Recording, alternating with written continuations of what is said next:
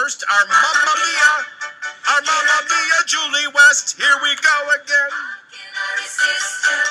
Parents for Truth president, Julie West, joining us as she does every Monday or sooner if conditions warrant. Good morning, Julie.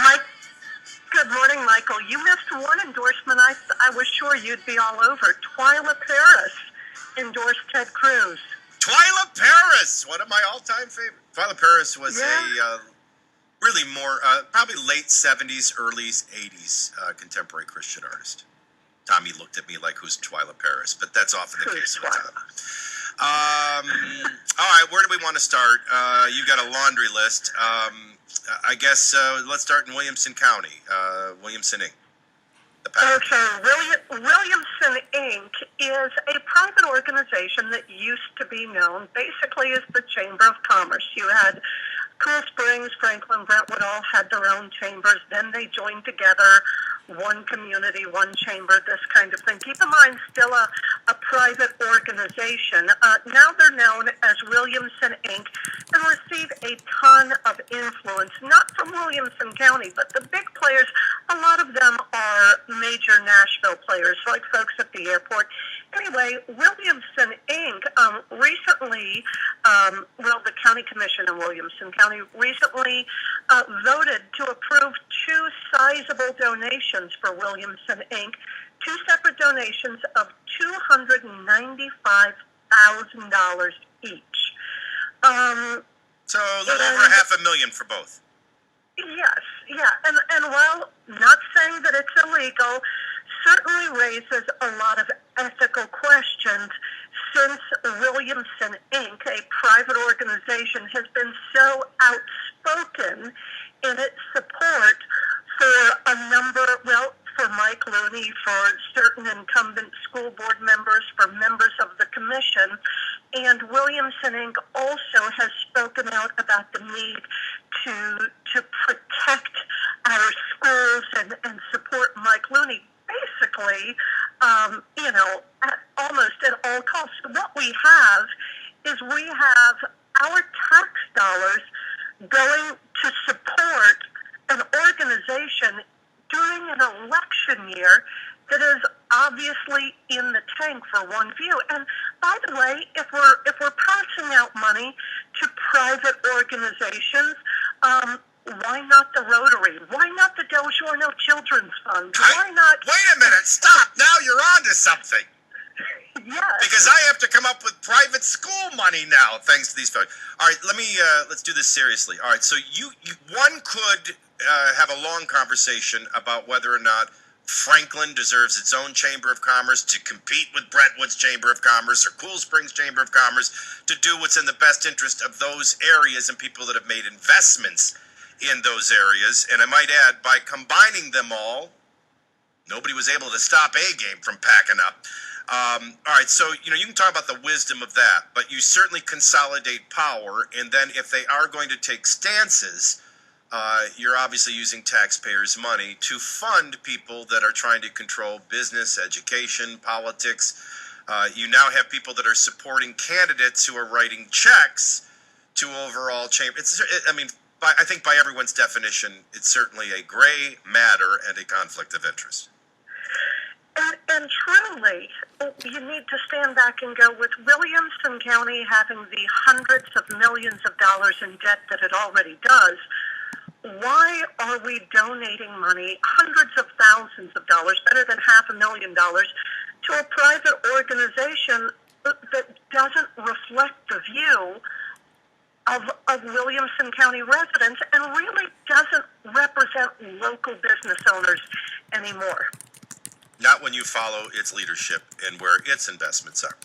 All right, so, and again, listen, there's a lot of things I love about Williamson County. There's a lot of things that are really ugly about Williamson County. One of them, not the least of which are, you've got a group of liberals who have infiltrated Williamson County, and people are too stupid to realize their ties and where it's coming from.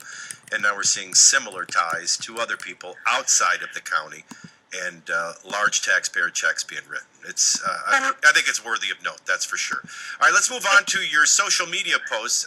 It doesn't take a rocket science to connect SEIU to Williamson Strong when one of the SIU people was one of the heads of Williamson Strong. So I'm trying to figure out where this one's headed. Well, okay, so what typically happens at a school board meeting is there will be a little cluster at the front of the room, which is a leader from SEIU, an activist in Williamson Strong. By the way, that leader from SEIU, Barack Obama's favorite union, the people behind ACORN, those folks are meeting, standing up, talking regularly at just about every single school board meeting with leaders from Williamson Strong and the education reporter from the Tennessean. And this happens week after week after week, almost as if they're getting down their talking points, because as soon as the meeting starts, they frequently start pushing the same Of course they are. And by the way, of course they are, and good for them. It's up to parents to rise up and equal that voice or drown that voice out. And if they cease to care and they cease to show up and they like to deal with things only when it gets to a crisis level, well, shame on them. I mean, as far as Williamson Strong is, we've outed everything we can out about them. As far as the Tennessean, nobody's reading it, nobody's influenced by it. I think SEIU and Obama and ACORN speaks for itself. So that's not so shocking. How did things that you put on social media end up being circulated, and why? Well, apparently, my images, an image that I posted on social media of these leaders, of these liberal organizations colluding, apparently at a school board meeting, I posted it to my social media, and individuals within the school district have apparently trolled my social media. The image was taken and sent, an email regarding the image was sent not just to school board members, but it's been reported to me by a number of individuals, to many, if not all, Williamson County teachers. Well, that's designed to discredit you and any parent that comes to them with any information that you share. It doesn't address the actual truth of what you're sharing. It just demonizes you, tries to discredit you. That's the game that they're playing, and that's the game that they're winning, by the way. And by the way, but I guess my issue is, when did it become the government's job? And let's make no mistake, school districts are the most local form of government there is. When did it become the government's job to monitor and report on the activities of private citizens?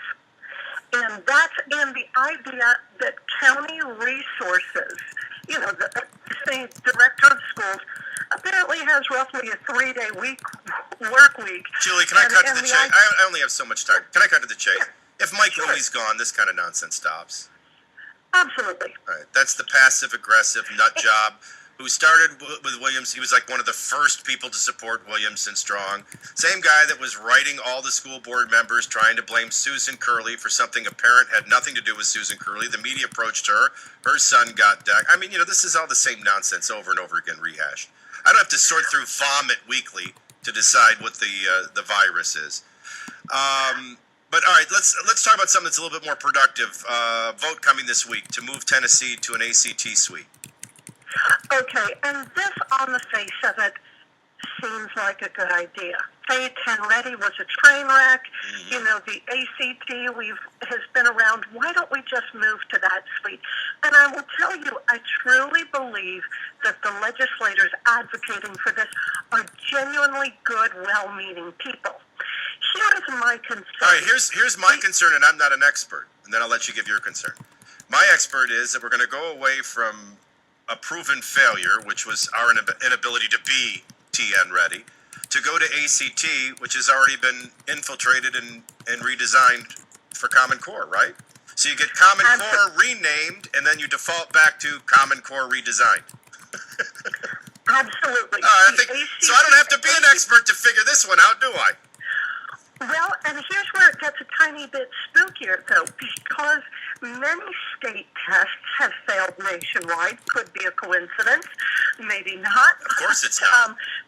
Because many of them are failing, there is this move towards the ACT suite of tests. So not only are we going to be coming down to a national standard, no matter what the name's going to be, that it appears like this is a move to a national test, which will sounds like Lamar Alexander and Governor Haslam pulled off exactly what they said they would pull off.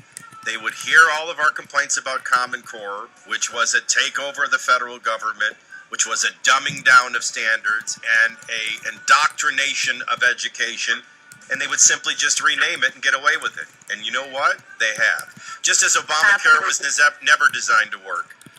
It was designed to fail and be replaced by government health care, which even Trump is touting. They won. I mean, at some point, give them credit. Nice win. By the way, it's about shutting down the Department of Ed at this point. And by the way, no positive endorsements. And I have been manipulated by the best. Steve Gill, you, Lyndon Allen, and many others. It's the endorsement of Haslam, Lamar Alexander, and Marsha Blackburn that has made my decision. Tomorrow, I'm voting for Ted Cruz. I'll talk to you next Monday. It's 9:53.